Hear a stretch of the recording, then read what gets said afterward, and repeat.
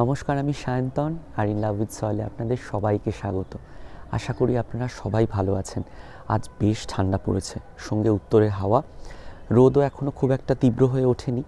আমি ভেবেছিলাম আরেকটু পরে রোদ উঠলে ভালো মতো তারপর ভিডিওটা শুরু করা যায়, কিন্তু পরে ভাবলাম যে বিষয়টা নিয়ে আজ কথা বলবো সেই বিষয়টার জন্য খুব একটা তীব্র রোদের আমাদের প্রয়োজন নেই। আজ কথা বলবো জেনরেস গার্ডেনার নিয়ে। আরও নির্দিষ্ট করে বলতে গেলে একটা আপডেট আজ আপনাদের দেব। 3 বছর পর গাছ কেমন আছে, গাছে কীরকম ফুল এসছে সে বিষয়। আপনাদের মধ্যে কেউ কেউ আমাকে জিজ্ঞাসা করেছিলেন গাছ কেমন আছে। আশা করি আজ তার উত্তর পেয়ে যাবেন। এই গাছটি নিয়ে আমার একটা মিশ্র প্রতিক্রিয়া তৈরি হয়েছে এই 3 বছরে। কেন এই কথাটা বললাম? তার কারণ 3 বছর পর এই গাছের যে পারফরমেন্স হওয়া উচিত বা এই গাছে যত ফুল আসা উচিত ততটা ফুল কিন্তু আমি পাইনি, বরং আরও নির্দিষ্ট করে বলতে গেলে তার অর্ধেকও ফুল পাইনি।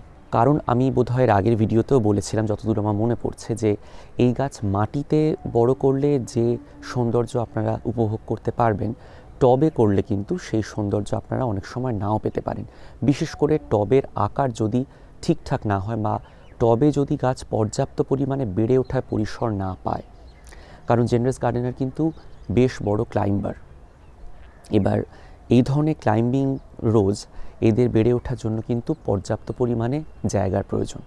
এবং আমি যখন কিনেছিলাম তার আগে একটুখানি আমি ইন্টারনেট ঘাঁটাঘাঁটি করেছিলাম।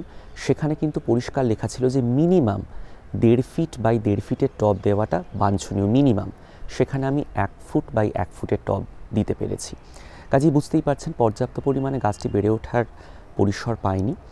আমি রাসায়নিক সার এবং জৈব সারও ব্যবহার করেছি মিলিয়ে মিশিয়ে।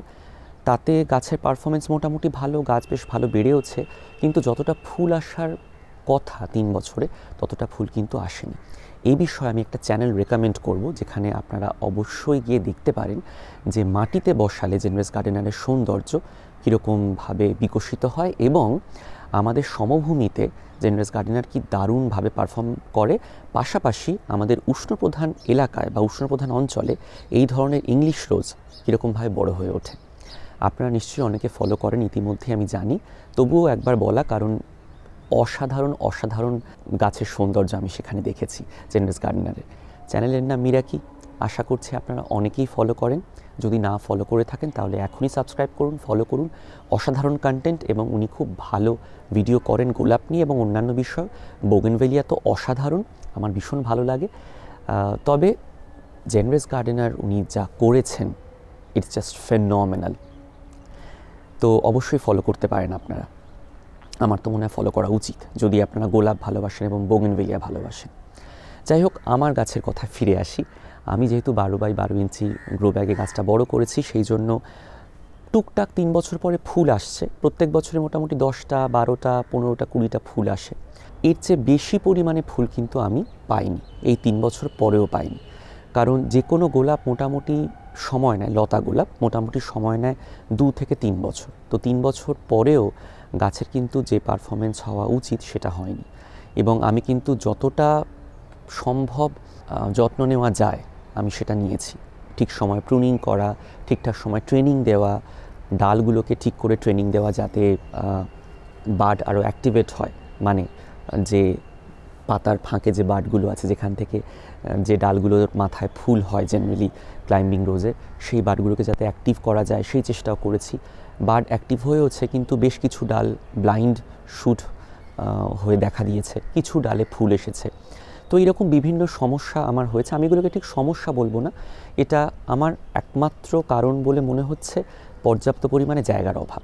তো আমি একটা কথাই বলবো, আপনারা যারা জেনরেস গার্ডেনার আনার কথা ভাবছেন তারা একটু ভেবে আনবেন। যদি আপনারা পর্যাপ্ত পরিমাণে জায়গা না দিতে পারেন তাহলে কিন্তু আপনাকে ওই প্রতি বছর 10টা 12টা বা 15টা 20টা ফুলের মধ্যেই নিজেকে সীমাবদ্ধ রাখতে হবে।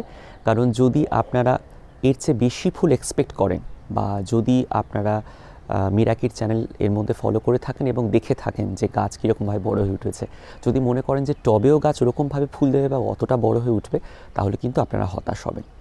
তো এই বিষয়টা কিন্তু আপনাদের মাথায় রাখা অত্যন্ত প্রয়োজনীয়। আমি খুব অনেস্ট রিভিউ দিলাম। এটা কিন্তু অবশ্যই মাথায় রাখবেন যে এটা কিন্তু এই গাছের কোনো নেগেটিভ দিক নয়, কোনো নেতিবাচক দিক নয়, কারণ এই গাছ তৈরি করা হয়েছে মাটিতে বসানোর জন্য। কাজেই কখনোই এক্সপেক্ট করবেন না যে টবে এই গাছটি মাটিতে গাছ যেভাবে পারফর্ম করছে সেই রকমভাবে পারফর্ম করবে বা সেই রকমভাবে ফুল দেবে। এটা মাথায় রেখেই গাছের পরিচর্যা করুন। এরপরেও যদি আপনার মনে হয় যে না আপনি গাছ নিয়ে আসবেন, আপনি ওই 10টা 12টা ফুলের সৌন্দর্য উপভোগ করবেন, কারণ ফুলগুলো এত অসাধারণ, সেটা তো অকল্পনীয়। মানে এই ফুলের সৌন্দর্যের সঙ্গে আমার মনে হয় না আর অন্য কোনো গোলাপের সৌন্দর্য তুলনা করা যায়। যদিও একদিন দুদিন পর পাপড়ি ঝরে পড়ে, বাট স্টিল সব সৌন্দর্যই যে একেবারে দীর্ঘস্থায়ী হবে এমন তো নাও হতে পারে। তো সেদিক থেকে দেখতে গেলে, এবং যদি আপনি কোনো রোম্যান্টিক গোলাপের প্রতি আকর্ষণ বোধ করেন, তাহলে এই গোলাপটা অবশ্যই করতে পারেন। এবং উষ্ণ জলবায়ুতে কিন্তু এই গাছটি খুব ভালো হচ্ছে, এইটা একটা খুব বড় ব্যাপার। এবং অত্যন্ত ডিজিজ রেজিস্ট্যান্ট, পোকামাকড়ের আক্রমণ প্রায় নেই, এবং ছত্রাকের আক্রমণ কিন্তু আমি এই 3 বছরে এখনও পর্যন্ত একবারের জন্য দেখিনি। মাঝে মাঝে ডাইব্যাক হয়েছে টুকটাক বর্ষার শেষের দিকে, সেটা হয়তো পরিচর্যার অভাবে, যেহেতু গাছে হয়তো পর্যাপ্ত পরিমাণে পুষ্টি পৌঁছয়নি বা খাদ্য পৌঁছয়নি বা ঠিকঠাক বেড়ে ওঠার জায়গা পায়নি, সেই জন্য হয়তো হতে পারে টুকটাক ডাইব্যাক এসেছে। তো এই সমস্যাগুলো হয়েছে, কিন্তু এগুলো ছাড়া গাছটি কিন্তু ভালো মতোই বড় হয়ে উঠেছে, ভালো আছে। কাজে এগুলো মাথায় রেখে যদি আপনারা পরিচর্যা করেন, তাহলে আমার মনে হয় আপনারা খুব একটা হতাশ হবে না জেনেরেস গার্ডেনার নিয়ে। কেমন লাগলো ভিডিও অবশ্যই জানাতে ভুলবেন না, এবং যদি কোনো জিজ্ঞাসা থাকে তাহলে কিন্তু অবশ্যই কমেন্টের মাধ্যমে জানাবেন। সবাই ভালো থাকবেন, সুস্থ থাকবেন এবং অবশ্যই আমাদের সঙ্গে থাকবেন।